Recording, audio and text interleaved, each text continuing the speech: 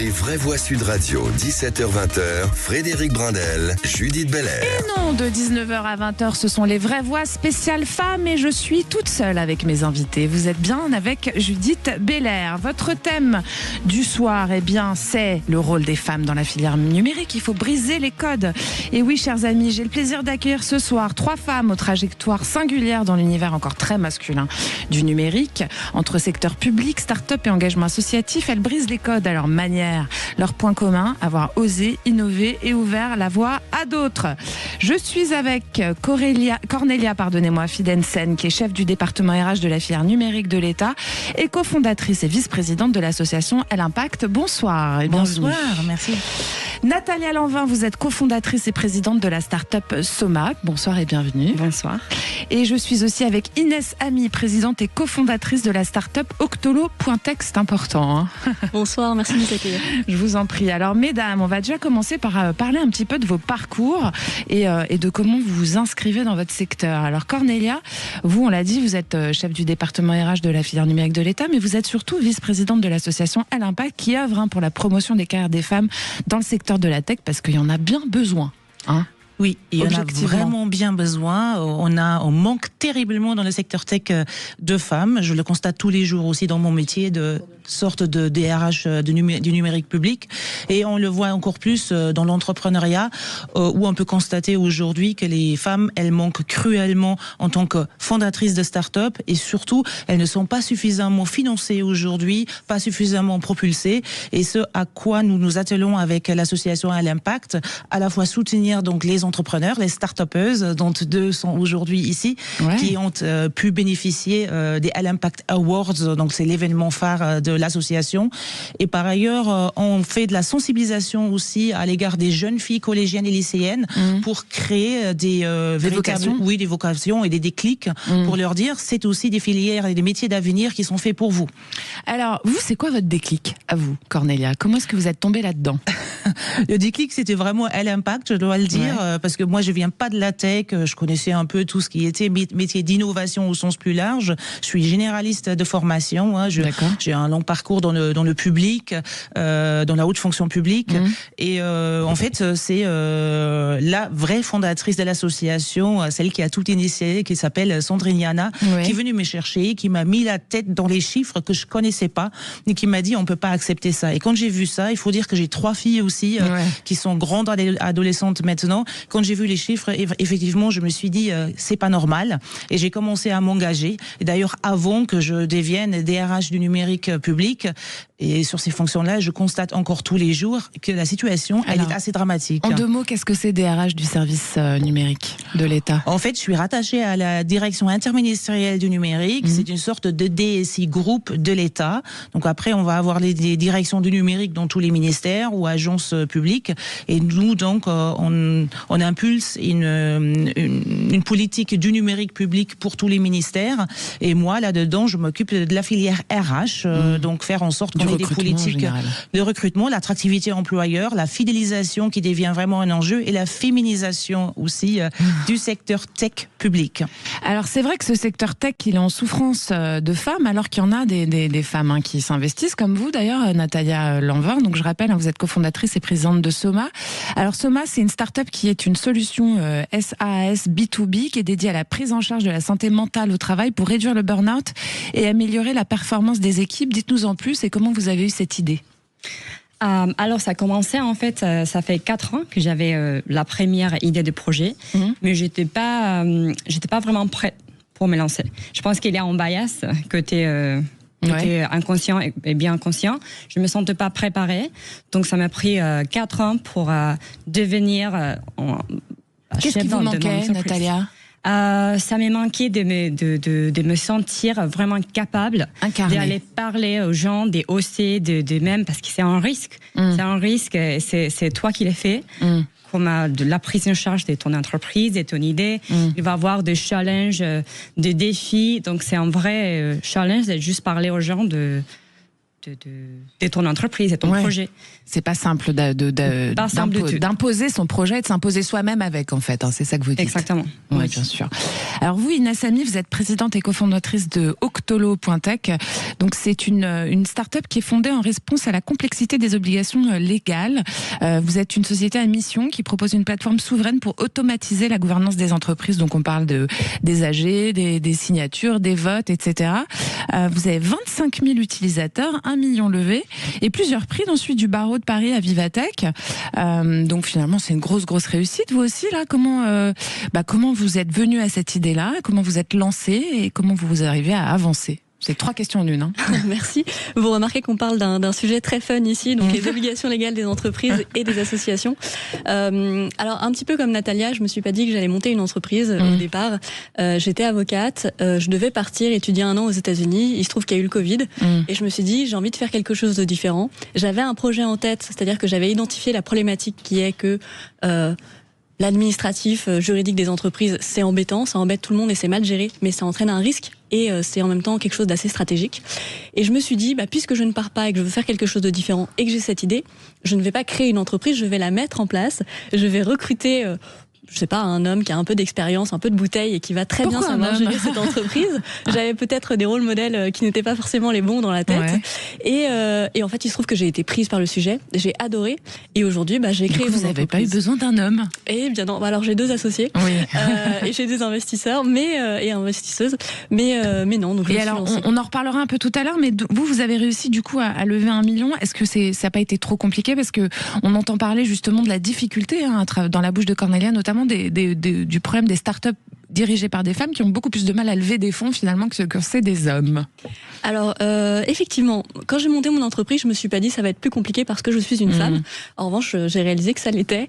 En particulier, je suis accompagnée par une association aussi qui s'appelle Sista, qui se bat beaucoup justement pour faire bouger les chiffres des levées de fonds dans la tech. Les chiffres, ils sont assez catastrophiques et une fois qu'on les a en tête, on comprend qu'il y a un problème. 20% de femmes entrepreneurs, 6% des levées de fonds, 2% des montants levés. C'est pas normal. Pas normal.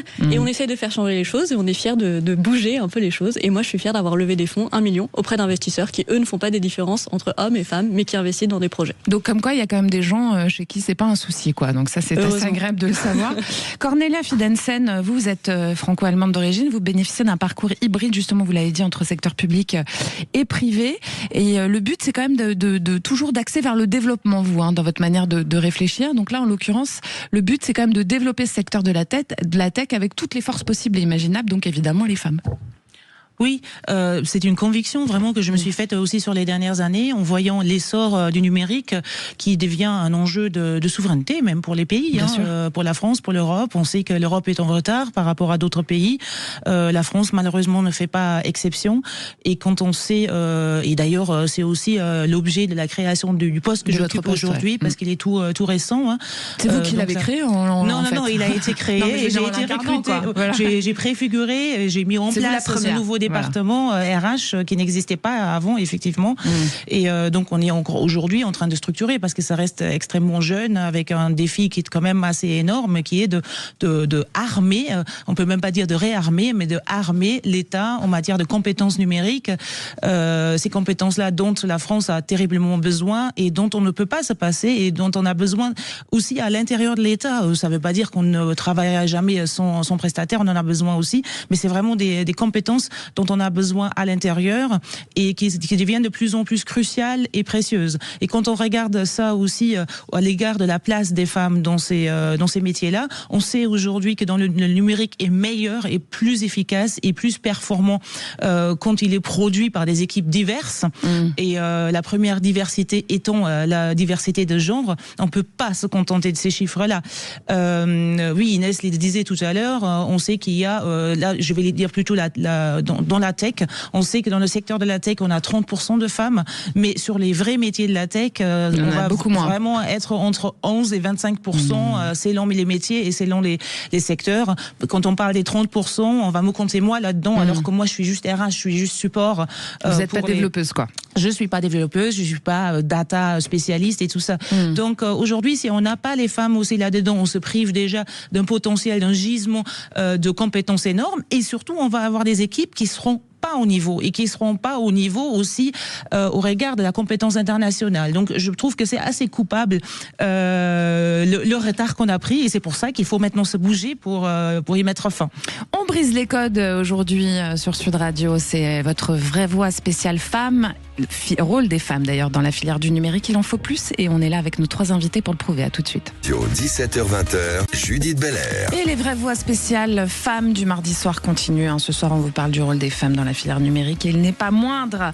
Les femmes, cependant, on l'a dit tout de suite à l'instant, ne représentent qu'environ 30% des effectifs dans la tech. Et ce que disait Cornelia, c'est qu'en fait, on parle de tous les jobs. On parle pas évidemment des développeurs, etc. et des développeuses. Beaucoup moins aussi dans les postes de direction. Alors, malgré des efforts visibles, les biais de genre, les stéréotypes et l'autocensure, c'est important d'en parler, freinent encore l'accès des femmes aux carrières numériques. Alors, on se pose la question, recrutement, inclusion, parité, où est-ce qu'on en est vraiment ? Je vous la repose, Cornelia, où est-ce qu'on en est ? On a un vrai problème aujourd'hui de vocation. On a un vrai problème de vocation tout court pour les métiers du numérique et de la tech. On n'a pas assez d'hommes non plus, mais pour les femmes, ça devient vraiment assez critique. Donc aujourd'hui, quand on cherche des femmes, on a du mal à les trouver. Et je pense qu'il y a un enjeu aujourd'hui sur les reconversions. D'une part, il y a des entreprises qui ont commencé à s'attaquer à cela. Je pense par exemple au groupe La Poste qui fait pas mal de reconversions de femmes vers les métiers du numérique. D'autant plus que ça peut se faire à tout âge et on peut venir de tous les horizons et penser ne rien avoir à faire dans ce secteur-là et finalement s'y épanouir vraiment.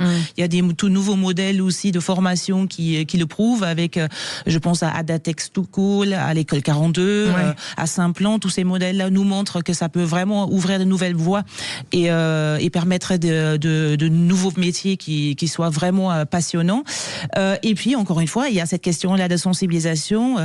Donc à laquelle nous on travaille à la fois avec Elle Impact pour créer les déclics chez les jeunes. Ce qu'on fait aussi à la DINUM, donc à la Direction interministérielle du numérique, c'est on a mis en place un programme de stage pour les collèges et pour les lycées qui est assez fun maintenant pour devenir attractif et sexy dans ces métiers-là. Et on fait attention d'avoir plus de filles dans ces stages-là que de garçons. On n'a pas le droit de faire que des garçons parce qu'on doit rester inclusif aussi dans l'autre sens. Mais on fait en sorte que déjà on n'a pas le droit de faire que des filles, mais on a d'ailleurs aussi des garçons formidables et on en a besoin aussi. Mais on fait vivre donc des stages assez sympas à ces jeunes là pour qu'ils découvrent ces métiers là et on a déjà notre petite idée, c'est tout jeune là aussi, sur le fait que ça va vraiment pouvoir changer la donne. Alors vous, Inès Amier, justement, vous êtes en reconversion, vous avez commencé à nous l'expliquer à l'instant, vous êtes ancienne avocate, vous avez eu plusieurs expériences pendant vos études, alors notamment dans une start-up à Station F, et vous avez aussi découvert à travers ce parcours-là qu'il y a un problème aussi qui est en fait une administration très lourde et très compliquée à gérer, donc c'est un peu comme ça que tout d'un coup vous avez décidé de mélanger votre savoir-faire légal en fait, c'est ça, et votre idée de start-up.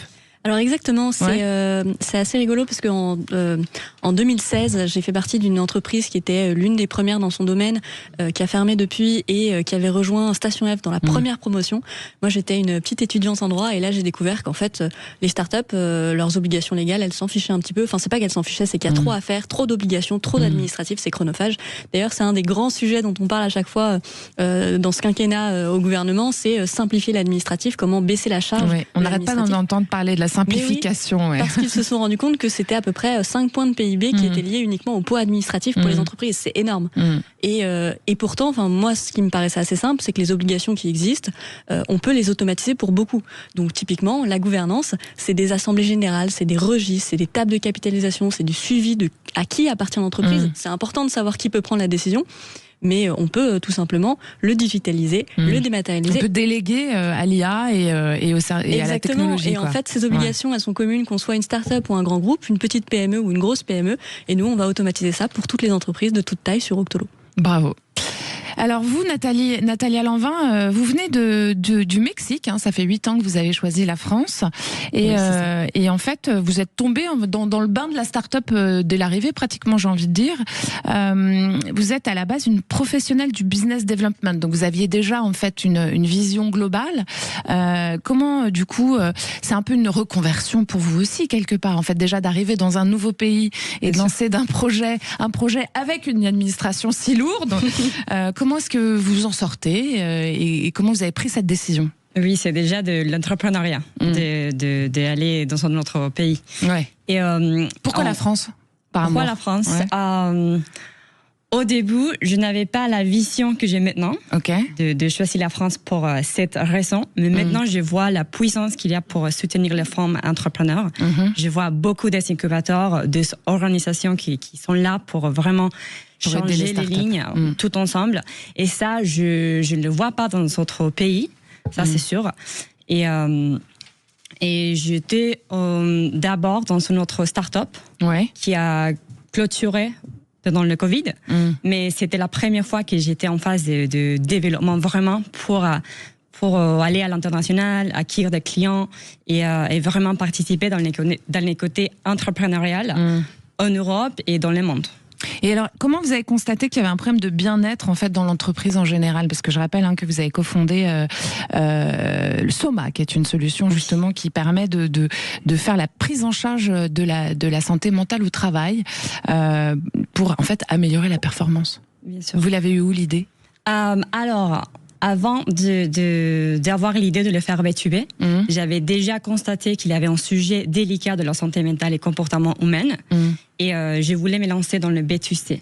Et puis, après faire des questionnaires et beaucoup de recherches, je me disais, OK, je vais avoir un vrai impact. Et le vrai impact social, il vient de travail.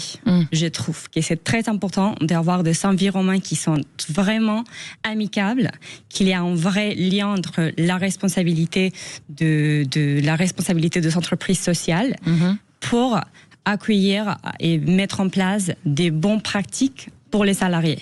Et ça, je trouve que c'est un sujet délicat, c'est un sujet qu'il n'y a pas de soutien. Gros sujet en France. Il n'y a pas de soutien dans la santé mentale. Dans les entreprises en général. Et c'est vrai que si on est bien dans son travail, on est meilleur en fait. Bien sûr. Tout simplement. Ouais. Cornélia, ce qu'on entend chez Inès et chez Natalia, c'est qu'il y a une vraie prise de risque aussi, mesurée, mais il y a quand même une prise de risque à se lancer. Et c'est remarquable chez les femmes parce que c'est vrai qu'elles ont pas toujours envie de la faire, cette prise de risque en question, justement. Oui, comme pour tout entrepreneur, l'entreprise est un risque. C'est une vraie aventure et c'est d'autant plus difficile pour les femmes, non pas parce qu'elles savent pas prendre des risques. D'ailleurs, on a besoin aujourd'hui de gens qui prennent des risques, sinon on n'innove pas. On peut pas innover sans prise de risque. Mais on attend des femmes, toujours celles qui n'en prennent pas. Et du coup, elles se mettent dans ce rôle-là elles-mêmes, j'ai envie de dire, non? Il faut, oui, parfois, pour répondre aux attentes qui sont portées envers elles. Ouais. Et d'ailleurs, on sait aujourd'hui que même les fonds d'investissement, quand ils interrogent les femmes, ils vont d'ailleurs chercher les hommes qui entreprennent sur leur ambition, le potentiel de leur projet. Et les femmes, ils vont plutôt les interroger. D'autant plus que je dis ils parce que 93 ou 96% des fonds d'investissement, ce sont des hommes. Et donc les femmes, on va leur poser des questions sur comment vous allez gérer les risques et comment vous envisagez la pérennité de votre entreprise. Or, encore une fois, pour une bonne start-up, il faut une vraie belle prise de risque et il faut se projeter sur le potentiel et non pas sur la réalité ou le passé. Et donc, presque à la fois on dit aux femmes, elles nous font pas suffisamment rêver avec leurs projets et en même temps, c'est les fonds d'investissement qui les ramènent à ces questions-là. Donc, on est dans des vrais billets sur lesquels les femmes, elles doivent trouver des solutions et elles font quand même magnifiquement bien. Et tout à l'heure, donc Inès nous disait aussi que les femmes ne captent que à peine 2% des fonds investis dans les startups en France.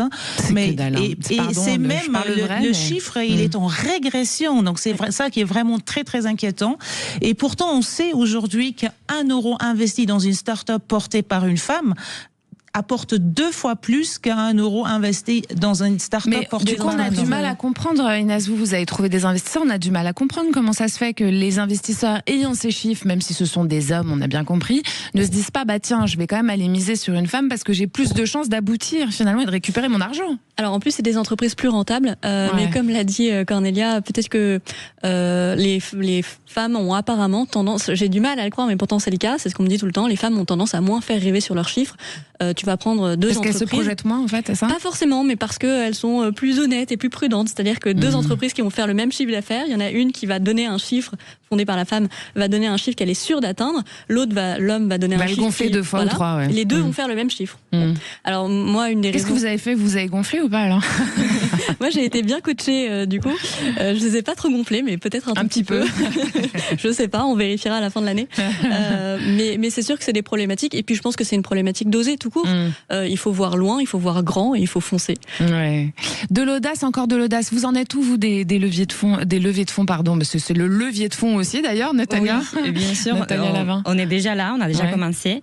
Parce qu'en fait, on a les MVP prêts à lancer pour faire la première phase. C'est quoi les MVP, faut dire, hein, parce que les auditeurs, ni moi d'ailleurs, vous parlez chinois là. La première version de la plateforme. D'accord. Donc c'est les premières fonctionnalités pour voir la fonction de chaque.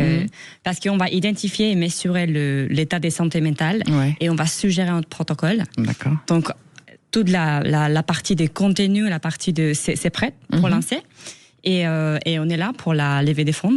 D'accord. On est déjà en conversation avec des fonds d'investissement, des clubs des angel investors pour la levée des fonds. Bon, bah écoutez, on croise les doigts et les doigts de pied, les jambes et les doigts des mains aussi pour vous. Oui, c'est ça. Cornélia, vous avez un petit truc à ajouter là-dessus parce que vous disiez qu'effectivement 96 ou même 98% pratiquement des fonds sont des hommes. Comment ça se fait qu'il n'y a pas de fonds avec des femmes? Parce qu'on n'a pas assez de femmes non plus dans la finance. Hein. Comment ça se fait? On n'a pas de femmes dans les finances, on en a très très peu aussi dans les business angels. Il n'y a pas de rôle modèle, quoi, en fait. Hein. Il n'y en a pas assez, effectivement. Il n'y en a pas assez, et c'est ça qu'on essaie de changer encore une fois aussi avec l'Impact, pour faire parler les femmes entrepreneurs, les femmes qui sont dans la finance, parce qu'on a dans les partenaires, on a des femmes qui sont dans le numérique, des femmes qui sont dans les banques, des femmes qui sont dans l'investissement. Oui, il y en a, mais on les connaît pas assez, on ne parle pas assez d'elles. Demander aujourd'hui aux jeunes, justement, demandez-leur qui sont les leaders du numérique. Ils vont vous parler des fondateurs de Facebook, de Google, de Microsoft. Il n'y a pas de femmes dans tout ça. Et donc, mais il y a des femmes. Il faut quand même savoir que la fondatrice de l'informatique, elle s'appelle Ada Lovelace. Et apparemment, c'est elle qui a tout inventé. Mais personne n'en parle. Mais moi, je savais pas. Ça s'appelle l'invisibilisation. On va en parler dans un instant. Puis on va parler aussi du leadership des femmes dans la tech et dans l'ingénierie, bien sûr. Allez, vous restez avec nous, à tout de suite. Les vraies voix Sud Radio, 17h-20h, Judith Belair. Et c'est votre spéciale femme du mardi soir. Je vous rappelle mes invités, Cornélia Fidensen, qui est chef du département RH de la filière numérique de l'État et cofondatrice et VP, c'est-à-dire vice-présidente de l'association l'Impact. On est aussi avec Natalia Lavin, qui est cofondatrice et présidente de la start-up Soma, et Inès Ami, présidente et cofondatrice de la start-up Octolo.tech. Alors les femmes leaders, elles insufflent une dynamique nouvelle dans la tech. Leur présence contribue à diversifier les approches, à renforcer l'impact des projets. Elles participent activement à faire évoluer les modèles de gouvernance, faire plus d'ouverture et d'innovation. Puisqu'on parle de gouvernance, je vais vous donner la parole, Inès. Est-ce qu'elles ont une dynamique de leadership différente, les femmes ? C'est une bonne question. Il faudrait demander à un homme ce qu'il en pense. Mais de votre point de vue à vous, je pense qu'on a tendance à dire que les femmes, d'ailleurs, on le prouve aussi avec nos entreprises, ont plus tendance à être tournées vers l'autre, à faire en sorte que les salariés se sentent bien, n'est-ce pas, Natalia ? À essayer de réunir les différentes parties prenantes. Moi, je suis sur la gestion de la gouvernance et même si j'ai un sujet qui est très financier, on a choisi d'être une société à mission pour intégrer aussi des sujets RSE. C'est important d'innover, mais d'impacter et je pense que ça se ressent aussi dans le leadership et dans la prise de position des différentes femmes qui montent des entreprises. Bien sûr. Alors Natalia, on imagine que du coup les femmes, elles sont plus sur la collaboration, sur l'écoute et puis sur une forme d'agilité aussi qu'il n'y a pas forcément dans le genre autre. Hein ? C'est ça ? Vous avez compris ma question ? Non, pas trop. Alors, je recommence. Le leadership des femmes, il est fondé plus sur la collaboration, l'écoute et l'agilité. Est-ce que c'est ça ? Je trouve qu'il y a beaucoup d'empathie en ensemble de femmes. Donc, il y a de l'écoute, comme ça déjà dit. Et ça, c'est sûr pour la partie de gouvernance, de leadership, c'est en vraie qualité. D'être en train de parler de les vrais besoins de salariés, de son équipe, pour agir, la prise de décision, pour améliorer en vrai la responsabilité de l'entreprise. Alors Cornélia, justement, on se demande du coup si une innovation plus inclusive, avec une gouvernance plus mixte, elle ira plus vite à innover. Oui, on sait aujourd'hui que toutes les grandes structures aujourd'hui se posent la question aussi. On sait aujourd'hui que justement ce que vous disiez, l'agilité, c'est cette nouvelle approche qui est à la fois une méthodologie mais un mindset et qui doit se traduire aussi dans les organisations et donc dans les leaderships. Ce sont aujourd'hui les méthodes qui marchent très bien pour l'innovation et qui donc permettent aussi aux grosses boîtes de se transformer et de ne pas mourir parce que aujourd'hui, même si vous êtes une très grosse boîte, si vous avez des belles parts de marché, vous pouvez vous effondrer assez rapidement parce que vous arrivez plus à innover suffisamment et donc ça devient aujourd'hui très important pour la survie des entreprises. Donc ce leadership agile, ça exige des managers, des dirigeants aujourd'hui de favoriser la collaboration, de favoriser l'autonomie des équipes, de favoriser l'apprentissage et la stimulation permanente, mais plutôt au travers de communautés qu'au travers de formations top-down et très classiques. Et ça exige des leaders aussi une forme de lâcher prise, de lâcher la bride, de lâcher le contrôle. Et ça, c'est quand même un peu plus facile pour les femmes. J'ajouterai à cela aussi, les femmes ont plus de facilité avec le fait de laisser justement la visibilité aux collaborateurs. Ouais. Et il y a moins d'ego, quoi. Il y a souvent un peu moins d'ego. On leur a appris ça aussi. C'est sociétal. Je pense pas que ça soit biologique, mais c'est l'éducation qui fait ça encore. Et ça, c'est des atouts quand même pour le leadership agile. Alors vous êtes auteur du livre Résilience et leadership sans blabla. Les leaders racontent, ça a été publié en 2021 chez JDH Éditions. Ce que je relève dans votre titre, c'est résilience. C'est très important. Et ça, je pense que c'est une qualité féminine en majorité, si je peux me permettre. C'est à la fois une qualité féminine et c'est à la fois, je pense, la qualité clé pour entreprendre. Parce que les entrepreneurs et les entrepreneuses qu'on a ici peuvent nous le dire. C'est avant tout faire face à énormément d'échecs et rebondir quand même.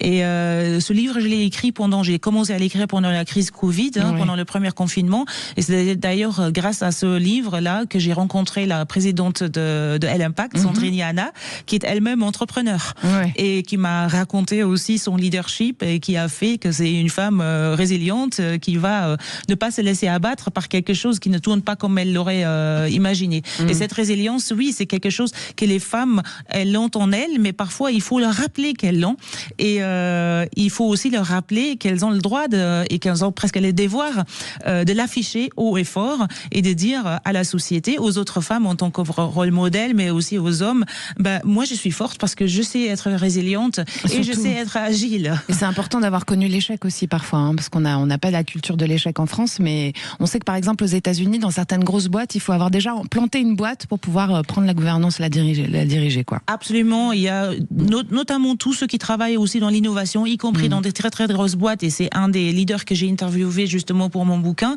Il me disait la réussite ne nous apprend rien, seul l'échec est apprenant. Bien sûr, évidemment. Alors Inès Ami, comment vous définiriez vous votre leadership, en tant que dirigeante, comment vous avez... Allez-y, ça vous fait sourire, mais n'hésitez pas. J'allais dire, il faut demander à mes salariés. Non, ce qu'on veut, c'est vous entendre vous. Juste, j'aimerais rebondir sur ce qui a été dit tout à l'heure et ce qu'on a dit à la pause, qui est que on parle de rôle modèle, mais on dit aussi qu'il y a un plafond de verre et qu'il n'y a pas assez de femmes au poste de leadership. Et souvent, on invoque le fait que, comme c'est les femmes qui ont plus la charge des enfants, on va pas les faire monter parce qu'elles n'auront pas le temps, parce qu'elles n'ont pas envie. Le plafond de verre 2.0, ça. Exactement. Et je pense qu'à l'inverse, on se rend compte que, en tout cas, moi, c'est ce que je vois autour de moi, ça oblige à être beaucoup plus efficace.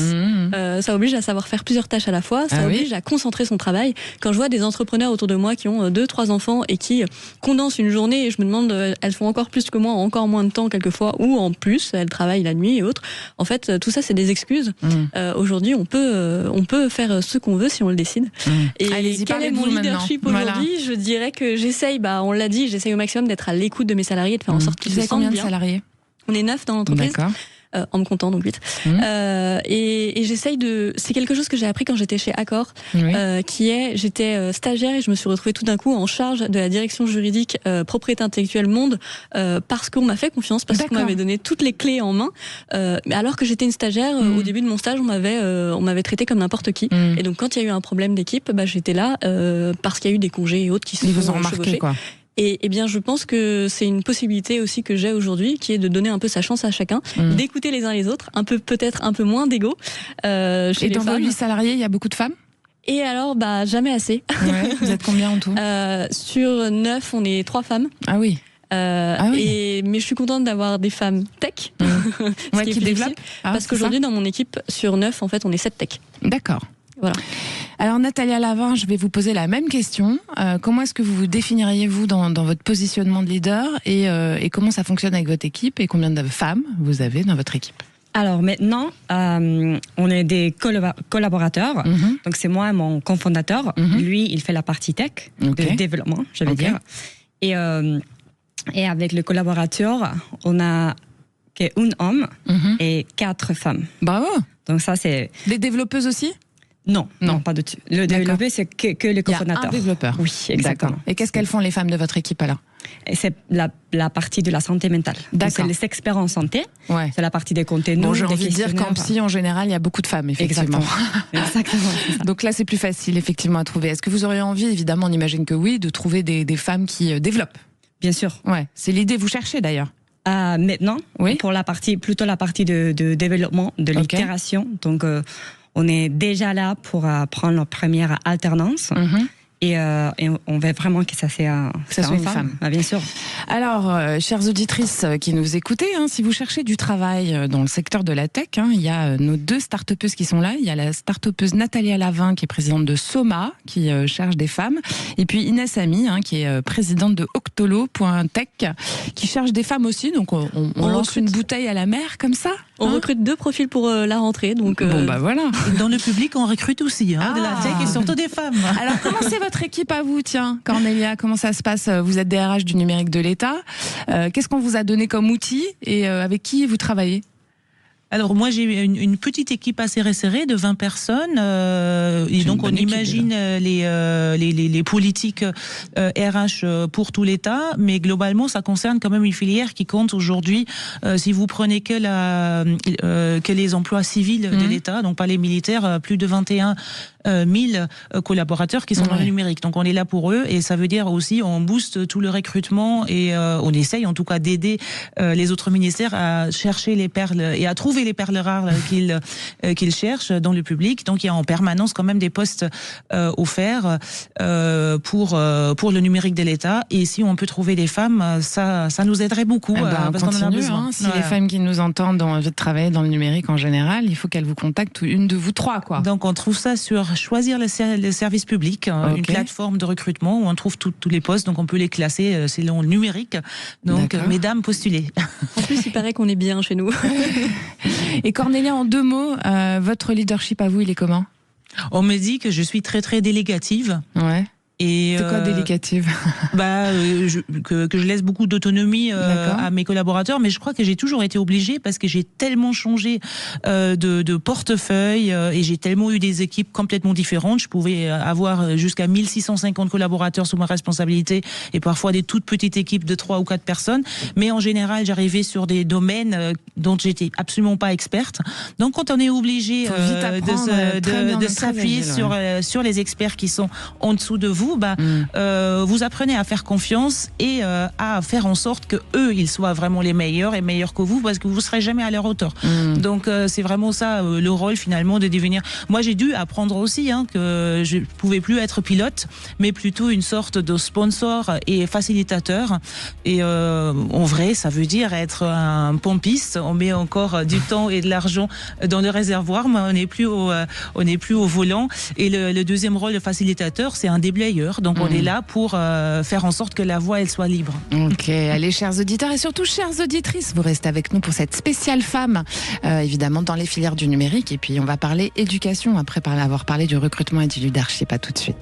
Les vraies voix Sud Radio, 17h-20h, Judith Belair. Encore une petite dizaine de minutes ensemble pour ce vrai voix spéciale femme. On est avec Cornelia Fidensen qui est chef du département RH de la filière numérique de l'État, cofondatrice et vice-présidente de l'association Elle Impact.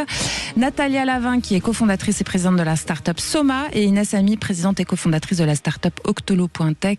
Et je répète, ces 3 personnes recrutent des femmes. Mesdames, n'hésitez pas à y aller. Alors on va parler un petit peu de la part éducation, rendre visible les talents féminins, c'est essentiel. Est-ce qu'on peut faire de la tech un véritable moteur d'égalité et d'innovation? C'est une vraie question. En tout cas, ce qui est sûr, c'est que les entreprises, les écoles et les institutions ont un rôle clé pour créer un écosystème plus inclusif. Alors, Cornélia, j'ai envie de dire, déjà il y a un changement au collège, au lycée. On commence à déjà sur même ne serait-ce que la vision de certaines filières. On sait que par exemple les métiers de bouche ou les métiers de main sont beaucoup plus valorisés qu'avant et qu'il y a de plus en plus de femmes qui y vont. Est-ce qu'il y a la même impulsion sur les métiers tech et est-ce que ça manque justement? Qu'est-ce qu'il faudrait en plus de politique privée pour et publique aussi d'ailleurs pour aller plus vite et pour leur ouvrir les yeux et le cœur? Oui, en fait, on est vraiment en retard là-dessus. Je l'ai vu pour mes propres filles. Le corps enseignant n'est pas lui-même suffisamment accompagné pour identifier ces métiers, savoir les expliquer et les amener vers les jeunes filles et d'ailleurs aussi, encore une fois, vers les garçons. Je pense donc les garçons, on le sait encore, sont plus facilement guidés vers les STEAM, hein, donc les sciences, technologies, de l'information et tout ce qui est numérique et maths. Pour les filles, plus facilement, on dit toujours non, vous êtes bonne en langue, donc pas obligé de faire les maths, pas obligé de faire les sciences. Je pense que c'est vraiment une erreur, mais c'est encore très très culturel. C'est pas juste l'éducation nationale, c'est vraiment très très culturel. Donc on les ramène pas ces métiers-là. Donc je pense qu'il faut quand même un big bang de réveil. Il faut le crier haut et fort sur tous les toits que vraiment les métiers du numérique, c'est les métiers de la tech, c'est les métiers d'avenir, c'est les métiers de demain. Et je suis assez inquiète aujourd'hui sur la progression très lente qu'on voit des filles dans ces secteurs-là, d'autant plus que ça va encore aggraver aussi le gap de rémunération. Hein. Ça va vraiment s'aggraver parce que les métiers qui recrutent bien, les métiers qui permettent de façonner le monde de demain et les métiers qui gagnent vraiment bien et qui n'auront jamais un problème d'emploi, ce sont ces métiers-là. Et on en éloigne de plus en plus les jeunes filles. Donc là, vraiment, il faut que aussi les parents se réveillent et que la communauté éducative, tous ensemble, qu'on y travaille. Et c'est ce qu'on essaye de faire aussi avec Elle Impact en faisant des très très larges initiatives de sensibilisation dès le collège. Comment vous avez été initiée à la tech, vous, Natalia? Comment vous êtes arrivée là-dedans? À la tech, c'était vraiment pour la partie de développement de produits, parce que pour avoir un peu plus d'impact, il faut bien sûr être propulsé par la tech, par l'IA. Et si c'est un outil numérique, tu peux le faire n'importe dans quel pays. Tu peux l'intégrer ici, à Latine-Amérique, aux États-Unis. C'est international. C'est vraiment, il a une vision un peu plus globale qui est de rester et dans les côtés produits. Bien sûr, bien sûr. Et vous, Inès, si vous aviez un message à faire passer à une jeune fille qui hésite justement à entrer dans la tech, vu que vous avez commencé par le droit, qu'est-ce que ça serait? De ne pas hésiter. Oui, non, je pense qu'il y a quelque chose de vraiment important. Enfin, on a parlé depuis le début des chiffres, du fait que c'était inégal, etc. Mais pourquoi est-ce que c'est important? Parce que aujourd'hui, quand on regarde par exemple un produit, alors on parle de la tech, on parle de l'innovation, mais on peut aussi parler des femmes ingénieurs. Hein. Oui, il y a le même problème dans l'ingénierie, tout à fait. Il y a un cas, moi, qui m'avait extrêmement marqué, qui était que pendant un certain temps, les ceintures de sécurité et les voitures étaient beaucoup plus dangereuses pour les femmes. Pourquoi? Parce qu'en fait, les ingénieurs n'étant que des hommes, ils avaient fait des tests que sur des mannequins hommes, et en fait, le poids des femmes et la taille des femmes n'étaient pas pris en compte, donc les ceintures étaient plus dangereuse pour les femmes.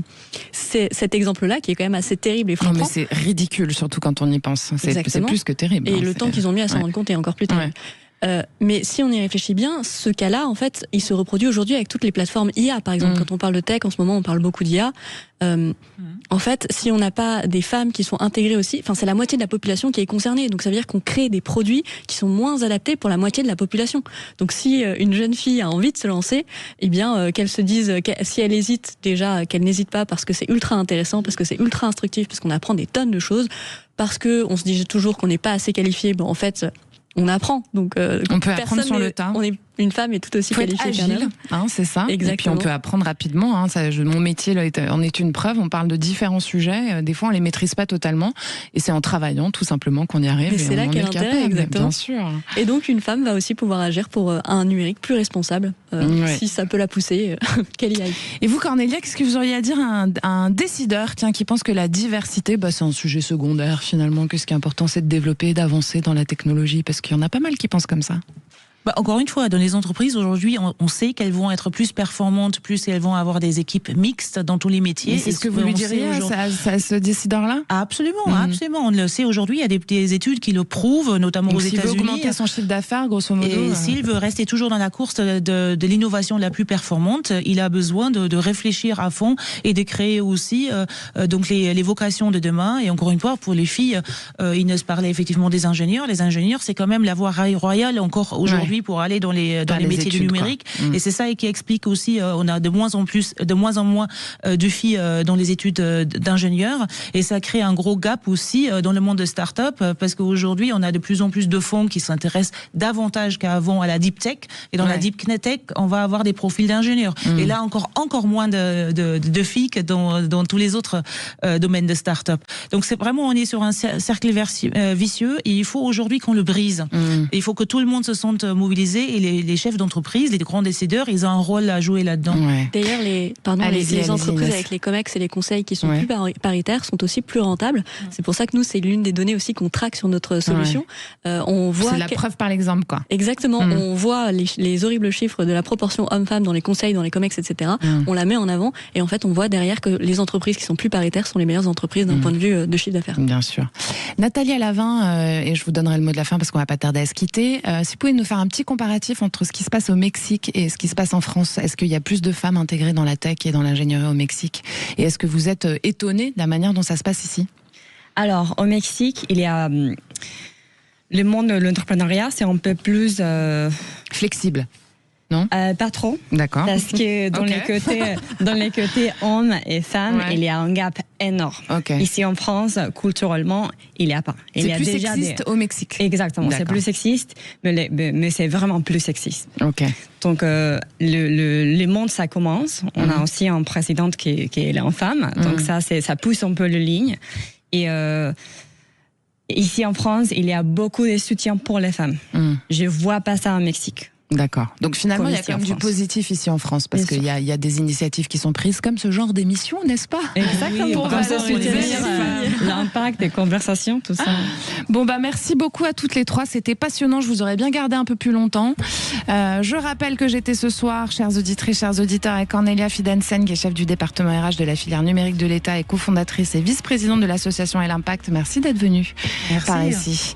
Nathalie Alavin, vous êtes cofondatrice et présidente de la start-up Soma. Merci à vous aussi. Merci. Et puis Inès Ami, présidente et cofondatrice de la start-up Octolo.tech. Merci aussi. Et puis je vous rappelle, vous les demoiselles et les dames qui nous écoutez, ces 3 personnes recrutent. Allez, je vous embrasse et je vous retrouve demain. Bye bye.